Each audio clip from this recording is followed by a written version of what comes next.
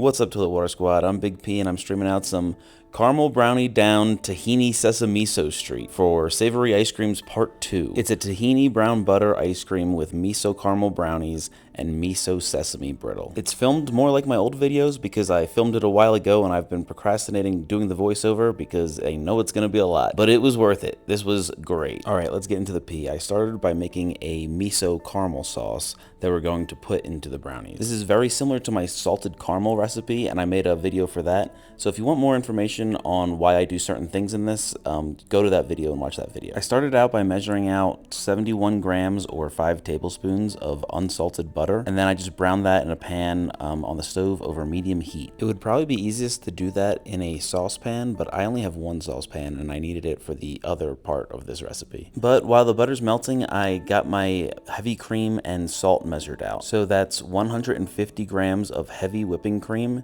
and 1.5 grams of salt. If you add the salt this way, it will dissolve into the cream, so it doesn't all just sink to the bottom of the caramel when you're finished making it. So now I'm going to add my sugars to my saucepan. So that's just 200 grams of white granulated sugar and 40 grams of light corn syrup. You want to get that in a saucepan and then put it on the stove over medium to medium high heat. At that point, my butter was all melted and bubbling and stuff, so I went over and paid more attention to it, and then now I brought it back over here because it's done browning. And I'm going to pour my heavy cream and salt mixture into the browned butter to warm up the cream and to stop the butter from cooking because I'm pretty close to burning it. But either way, you want the cream to be warmed up. Be careful when you do this though, because it can bubble up because you're pouring liquid into hot fat. For the sugars that are on the stove, you want to stop stirring them once they become a liquid, because if you continue to stir them when they're a liquid, that can trigger crystallization, and you don't want that. But once it's like a deep amber color, take it off of the heat. You don't want to take it too dark. I think I'm about on the edge of how dark it should be if I'm not too far. But yeah, take it off the heat and then very slowly pour in your warmed butter and heavy cream mixture. You want to be stirring as you pour it in. But you also just want to be really careful to stir or to pour it in very slowly, because this can bubble up very high and it's very dangerous because it will stick to you and keep burning you. You really don't want to touch this, and you don't want it to touch you, and also you don't want it to bubble over the side and get on your stuff, you know, because that'll be very annoying to clean up as well. I'm going to speed up the video because I think I've made my point, but really be careful with this and probably watch my other caramel video if you've never done it before. Be sure to scrape every last bit in, because those little spots in there, those are browned milk solids, and they will make it taste very good. Plus, you did all that work browning the butter. Once everything's all mixed in, bring it back to the stove and heat it again on low heat for 30 to 60 seconds. This is just to make sure that everything's all emulsified. If your caramel's seized up and, you know, like a piece of it got like real hard in there, I would try just going back to the stove and heating it, I guess, on a medium heat and stirring it until it all melts. I don't know if that's good advice, but that's what I've done and it worked. If your butter and cream are warm, it shouldn't seize up. So once you take it off the stove again, we're gonna add our baking soda. We're just adding a pinch of baking soda. I'm showing you here that I have 1/8 of a teaspoon measuring spoon, and I'm just filling that up halfway. I was just trying to give you like a visual of what a pinch would be. Anything around that should be fine. You want to add that in, and this can also make it bubble up too, so still be careful. It never really has bubbled up too much for me, but it's possible. At this point, I let it sit for like 5 to 10 minutes to let it cool down a little bit, so that when we add the miso paste, it doesn't give it like a more of like a cooked flavor. It keeps it nice and fresh. But during that time, you can weigh out 35 grams of white miso. If you've never used miso before, this is what white miso looks like. This is the color. And then after that time, you can add the miso into the caramel and just stir it in real good. Break up any chunks if you got them. And once you do that, you're pretty much good. I keep this in an airtight container in my refrigerator, and it's lasted me a few months now. We're only going to use 80 grams of this in the miso caramel brownies, so you'll have more left over that you can put on top of the ice cream as a topping. Now it's time for the brownies. These are designed to stay soft in the freezer, and you'll need a 9 by 13 inch pan for this. I start off by adding my sugars to a mixing bowl, so that's 330 grams of white granulated sugar, and then you can add 60 grams of brown sugar on top of that. Brown sugar is just white sugar with molasses mixed into it, so I just add more sugar and put some molasses in there. If you want to do it the same way that I did it, that's 384 grams of white granulated sugar and then 6 grams of molasses. But if you're using the brown sugar, you don't have to worry about what I just said. Just do the 330 grams of white sugar and 60 grams of brown sugar, and then add 20 grams of light corn syrup. I added that to the bowl, and then I zested half of an orange, which was a little bit more than 1 gram of orange zest. This is an optional step. I'm not really sure if I noticed it in the final product, so you can skip this if you want to, or you could add more orange zest if you want to. I put that all in a stand mixer, and I started mixing it all up. I didn't do a great job of that, but since then I have gotten the silicone attachment for the KitchenAid mixer thing, and it works much better. But once I'm about to add 2 sticks of unsalted melted butter into this, and that helps get everything all mixed better. There's a lot of fat in this recipe, and that's because, like I said earlier, this is designed to stay soft in the freezer. So right here is where I add the 2 sticks of melted unsalted butter, and then I just stir it up to get everything incorporated. And then I add 5 grams of vanilla extract. Stir it a bit more, and then add 2 egg yolks and then 4 whole large eggs, shells removed. I started by adding the 2 egg yolks and then just 1 of the full eggs, and then I added the other 3 eggs gradually as it was mixing. Once that's all combined, add 85 grams of cocoa powder. I use Ghirardelli cocoa powder. And you can also add 120 grams of neutral oil here. That's either vegetable oil or canola oil. I forgot to do this. I forgot to add the oil. Mine still turned out fine though. Adding the oil will make it softer in the freezer, which is nice. But if you make it and you think that they're too soft, then try doing it without the vegetable oil, or without the neutral oil. I realized that I had forgotten the oil when these were in the oven. So I tried to make up for that by tossing the cubes in oil. Like I cut this into cubes to put into the ice cream, and then I tossed those cubes in some vegetable oil. 1, to keep them from sticking together, and 2, I was hoping that vegetable oil would soak into the brownies. If you look towards the top right of the screen in a few seconds, you'll see the miso caramel going in. It's going to be 80 grams of that miso caramel that we made. And here it comes right now. So that'll be mixed into the brownie batter, and you'll be able to taste the miso caramel throughout it. In a separate bowl, we're going to mix together some dry ingredients that we can pour in while mixing. I start with some bread flour. I use bread flour because it'll make it chewier. There's more protein in bread flour, so that develops more gluten, and it'll just make it chewier.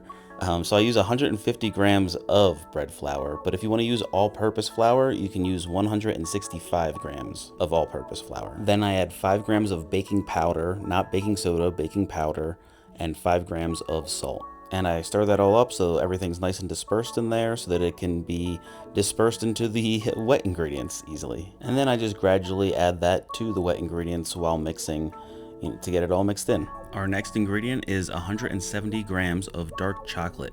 I use Ghirardelli chocolate chips, and I chop these up so that they're all different shapes and sizes because it creates a variety of textures that makes a more interesting mouthfeel. But you don't have to do that. You can just get chocolate chips if you want to and put them throughout. We are going to be cutting the brownies into small cubes later, so maybe this is unnecessary. Recipes always say to fold in the chocolate chips. I've never done that. I always just stir them in with the mixer and it works out fine.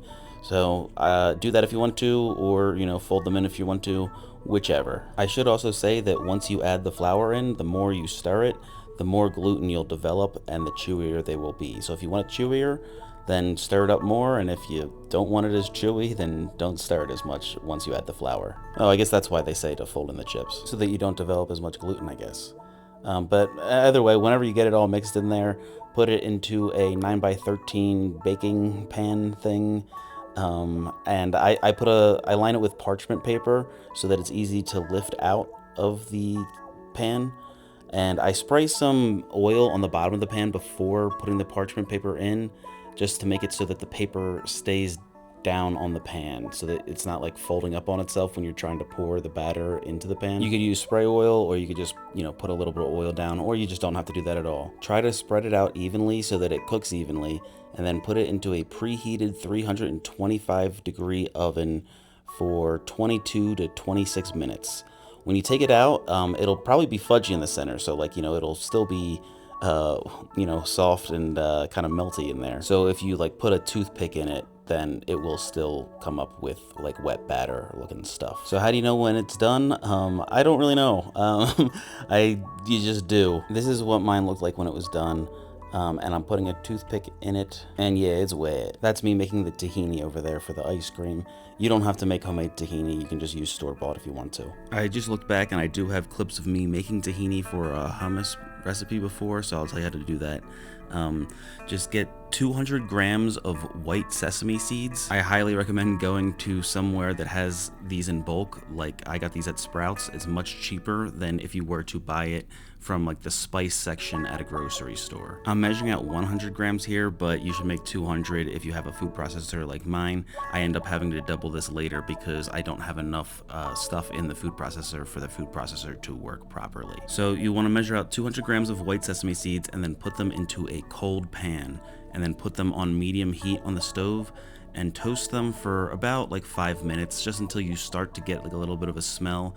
You don't want to get too much color on them. You don't want these to be like, you want them to be barely noticeably different color, but like just really barely, almost not even a different color at all. If you toast them too much, it'll get bitter. A lot of tahini available at the store has been toasted too much, so it might be a good idea to make the tahini. I sped up that video, but the total length of that video was 4 minutes and 30 seconds, so that's how long I had it on the stove. From there, put it right into the food processor. You still want it to be warm, and add 50 grams of sesame oil, or just any neutral oil like vegetable or canola, and process while warm for like 5 minutes, or like until smooth. It might be longer, it might be shorter. I would go at least 5 though. You'll have to scrape down the sides every now and then just because things will get stuck up there and you want to get them back down by the blades. I'm not adding any salt to this because I'm accounting for all my salt in the actual ice cream itself. I also don't add salt when I make this to make hummus because I just add salt to the hummus while I'm making it. But if you wanted to use this as a topping for hummus, then I would add some salt to it. I put it in an airtight container and I keep it in my fridge. You don't really have to, but I keep it in the fridge and it lasts a while. I don't know. But now we're finally getting into the actual ice cream making. I said earlier that this is a browned butter tahini ice cream. So we're gonna make this as browned buttery as possible. We need 40 grams of butter for the recipe, but since we're gonna be cooking it, I'm gonna put 48 grams in because we're gonna lose some of the weight. So we're gonna put 48 grams of butter, and then we're gonna add our skim milk powder to this as well. So if you have a saucepan available, add 48 grams of unsalted butter and 20 grams of skim milk powder. The reason that we're doing this is because browned butter gets that nice flavor from browned milk solids. So if we add the skim milk powder to it, we're going to be browning even more milk solids. Again, I only have the one saucepan, so I am just putting it in this little pan right here. I melted the butter slightly just to get a little coating on the bottom of the pan before adding the skim milk powder. And then I did the rest of this off camera. Sorry. While that's heating up, I got my dry ingredients ready. So that's 130 grams of sugar. And then I put my stabilizers on top of that. You don't have to use the stabilizers, or you could use 1.2 grams of xanthan gum. But the stabilizers that I use are 0.2 grams of lambda carrageenan, 0.4 grams of guar gum, and 0.8 grams of locust bean gum. You can definitely make this without the stabilizers though. The stabilizers just make it last longer in the freezer and give it a little bit more body, but the flavor will still be the same. Once that's all in there, stir it up real good. You want those stabilizers to be dispersed because they will clump up in the liquid if they are not dispersed into the sugar. I just stepped away for a few minutes to give my full attention to the browning butter, and I finished browning that butter, and now I'm going to add the tahini. This is 70 grams of tahini. I've been wanting to use tahini in an ice cream for a while because it's a type of fat, like it adds fat to the ice cream, and I like higher fat ice creams. And when you use fats that are other than butter fat, like, because a lot of times you'll see me adding coconut oil to ice cream sometimes just to get more fat in there that's not butter fat. And that's why there's no coconut oil in this one, is because we are using tahini as some added fat. And that's gonna make it creamier and just have a really nice mouthfeel. This is what my browned butter and skim milk powder look like. I was a little worried because it looked kind of weird and strange, but it ended up being great. you know, that's just a bunch of toasted milk solids. So it was good. After that, we got 45 grams of light corn syrup going in, and then 3.5 grams of salt. All right, I'm just remembering that I put a decent amount of blackstrap molasses in this, so I'll give a brown sugar substitute, and I'll put that back when I add the sugar as well. But I'm adding 7 grams of blackstrap molasses. If you don't have blackstrap molasses, earlier when I added the white sugar, just add 60 grams of that white sugar. And then now, when I'm adding the molasses, add 77 grams of light brown sugar. You don't want to add it earlier because it's a little bit wet, so I don't know how that's going to do with the stabilizers. I don't know if it's going to make the stabilizers clump up or anything. And then the last thing that we're adding before heating this up is 505 grams of whole milk. Then we're just going to take this over to the stove, stir it up, and heat it over medium heat until it gets to 185 degrees Fahrenheit if you're using my stabilizers. If you're using xanthan gum or no stabilizers, I would just heat it up until everything gets dissolved and you know, just melted together and everything. I usually film the heating up, but I guess I didn't this time. Make sure you're stirring it while you're heating it so that you know, nothing gets burnt on the bottom, and so that it just all gets heated evenly. And then once you get it up to the temperature that you need to get it to, take it off of the heat, pour it into a bowl, and then we're gonna add 185 grams of heavy whipping cream. Stir that in so that it cools the mixture down, so that it prepares it for the vanilla extract that we're about to add, which is 8 grams of vanilla extract. All right, very cool. Once you get that all in, stir it up and then cover it up and put it in the refrigerator overnight to chill. Back to the brownies. I made those late at night and I didn't have time for them to cool, so I put them in the fridge overnight, and this is the next day. I'm just gonna cut them into like 1 centimeter by 1 centimeter cubes, just really small cubes basically. Keep a wet paper towel nearby to wipe your knife down because these are very fudgy, and when the knife gets all fudgy, it makes it hard to make clean cuts. The knife starts picking up like more and more fudge, and it just becomes like a whole big glob of brownie on your knife. And you don't want that. After I cut them up, I split them into 2 bowls just because there was so much of it. And then I poured about maybe like a tablespoon, 1 to 2 tablespoons into each bowl. So a total of about 4 tablespoons for the entire batch of brownies. And then I just tossed it around and like tried to break them up because since they're so fudgy, they keep like sticking together because they're like wet and fudgy. I cut my entire sheet of brownies into small cubes because I wasn't sure how many tries this was going to take me to get it right. But I did get it right the first time, but I ended up making this ice cream multiple times because I liked it so much. If you wanted to, you could just cut up some of the brownies like this and then just eat the rest of it as regular brownies. But for the brownies that you want to put in the ice cream, put them in a container and put them in the freezer because you want them to be as cold as possible when we add them to the ice cream. Oh boy, we got another thing here. All right, here's the Miso Sesame Brittle.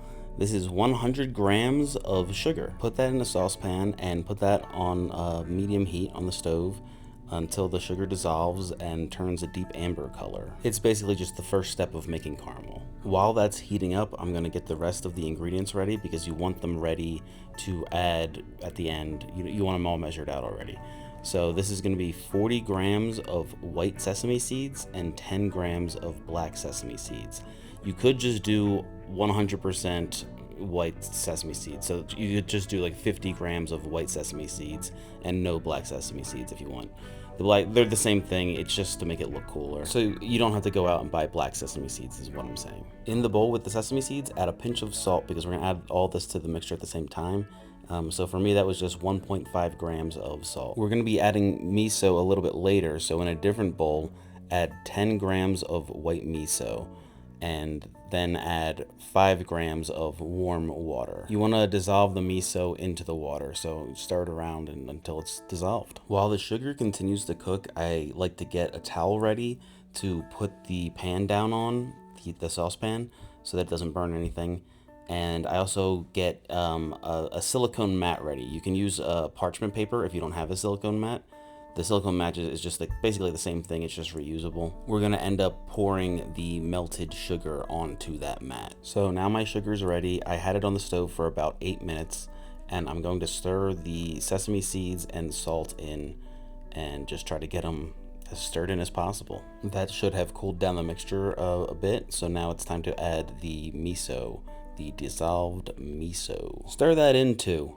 And then, you know, when you're done stirring it in, you lay down your mat. I put it on top of a towel just in case, and then spread it all out onto the mat. It cools down considerably once it gets out of the pan and onto the mat, and once it starts to cool down, it starts to become harder, and that makes it harder to spread. So try to get this spread out pretty quickly, but also remember not to touch it, because it again is very hot sugar, and you really don't want to touch really hot sugar. When I say try not to touch it, I mean don't touch it. Like, really don't touch it. It sticks to you. You really don't want something that's very hot to be stuck to your skin. Make sure it's spread nice and flat though. Like, you want this in a single layer of sesame seeds. You don't want any like big chunks. You want it to be nice and flat so that you can break it like a sheet later. So let it cool completely. That'll take maybe like 20 to 30 minutes. Mine was still slightly warm and a little bendable here, so it didn't really break when I tried to mash it with this fork. But yeah, just pick it up and break it apart. Shatter it like glass. Look how cool that looks though. It looks pretty cool, I think. It looked even cooler when it wasn't blurry. There it is. That's the stuff. Pretty cool. Yeah. So yeah, just mash it up, but leave some pretty decent sized chunks. Not chunks as big as this, but leave some decent sized chunks in there so you have some pieces to bite into. And I used about half of this per batch of ice cream, but I think it could take a full batch. I think you could put all of this into one batch of ice cream. I think it could have used a little bit more. But again, when you're done, put it in a container and put it in the freezer so that it's nice and cold when we add it to the ice cream. It is finally churning time. Take the base out of the fridge and stir it all up to make sure it's all nice and emulsified and everything's all still mixed in. And then pour it into your ice cream machine and churn it for however long it takes. It probably takes somewhere between 15 to 20 minutes. And then in the last 2 minutes of churning, I added in my brownie bits. But I guess I wouldn't recommend that. I guess I would say you should probably stir those in when you're done churning the ice cream. And definitely stir in the Sesame Brittle, because that will probably shatter and then crumble into just nothing if you put it in the machine. I ended up using close to 1/3 of the amount of brownies that we used for one batch of ice cream. And I think that was the right amount of brownies. It was a healthy amount of mix-in, but it also wasn't like too much. And then, like I said earlier, I used about half of the Sesame Brittle, the Miso Sesame Brittle. But if you used all of the Miso Sesame Brittle, I think that might be better. Alright, all of that was filmed back in March, and now this is the taste test video, which I filmed last night, June 21st. So we'll see how it held up over those last few months. I'll give you a little spoiler alert here. It's still great. I forgot how much I liked this one. I haven't had it since March. I know I had it in April, but yeah, I loved this last night. I have a few more pints of these in my freezer, so I'm excited about that. But I've just been making so many other ice creams recently and water ices and stuff, and I forgot how good this was. This might be my favorite one. It's very interesting. It's just a lot of interesting flavors going on, and they all work together really well, and I love it.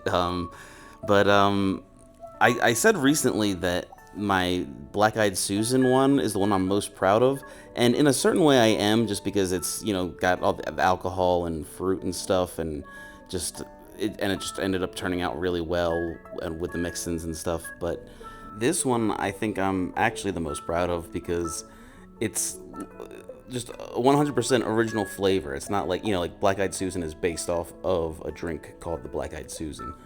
But so this one, a friend of mine was coming to town, and I asked them what ice cream they wanted, and they said Miso Caramel Brownie. And then the next day I was like, I had some ideas on what to do with that, but then I found out that they were just saying that they wanted Miso Caramel Brownies. They didn't want Miso Caramel Brownie ice cream. So, and they didn't know what ice cream to put it in. So I went with the Tahini ice cream, because I don't know, I just remembered somebody making Tahini brownies, and I had always thought that was interesting. So I thought that would all go with the Miso Caramel Brownie. The miso and the tahini seemed like they would go together as well. And then the Miso Brittle, the Miso Sesame Brittle, I mean, that was just combining all of the things together into one thing. And I don't know. I mean, the the brown to butter, that was super helpful. That was great. And I forgot how much molasses I had put in this. When I was eating this last night, I forgot that all that molasses was in there until today, and it really makes sense that it's in there, and I think that was great. I think that was a great move. I did a great job. Also, this is still the same miso caramel, so it has lasted in the fridge for a few months now. It's been in an airtight container in the fridge, and I just use clean utensils when I go in and scoop out of it. So if you do that, then it should last a while for you too. Also, yeah, I don't think that this needs the miso caramel on top, but it's very good with it. So try it out. When I'm reheating it, I just take the lid off and I put the whole thing in the microwave with like a wet paper towel on top of it, and I microwave it for 30 seconds, and then I stir it up, and then I see if it needs more, and if it does, then I microwave it for another 30 seconds. As you get lower down, as there's less of it, you'll have to microwave it for less amount of time, but when it's still as full as mine is, it usually takes one thing of 30 seconds, stir it, then another thing of 30 seconds, and then it's good. I think the last thing I need to talk about is the name of the ice cream. So it's Caramel Brownie Down Tahini Sesa-miso Street. The reason I had it like that is because I thought it was the Sesame Street song. Like, I don't even remember how I really thought it went at this point. I thought it was like, come on down to Sesame Street or something like at the end. But it's, the end is actually, can you tell me how to get to Sesame Street? So then I looked into it more, and I think what I was thinking of was commercials for Sesame Place, which is an amusement park, like a Sesame Street amusement park outside of Philadelphia. And Google AI, I looked it up, and Google AI said that I was actually right, that it was a Sesame Place commercial. But then I watched about 20 minutes of Sesame Place commercials just now, and not a single one has that in it. So I'm not even sure if it was anything or if my brain just twisted things over time, but it's basically a combination of a commercial that might have existed for Sesame Place and Street, because I decided to keep Sesame Street at the end of it, or Sesa-miso Street, because I figured, I guess Sesame Place is not known by most of the world. I didn't know that that was a Philadelphia thing. I always thought that Sesame Place was just like everywhere, but I guess not, so I guess the name's gibberish. I guess the name's gibberish for a lot of reasons. You know how I like my stupid long dumb names. But thanks for watching. See ya.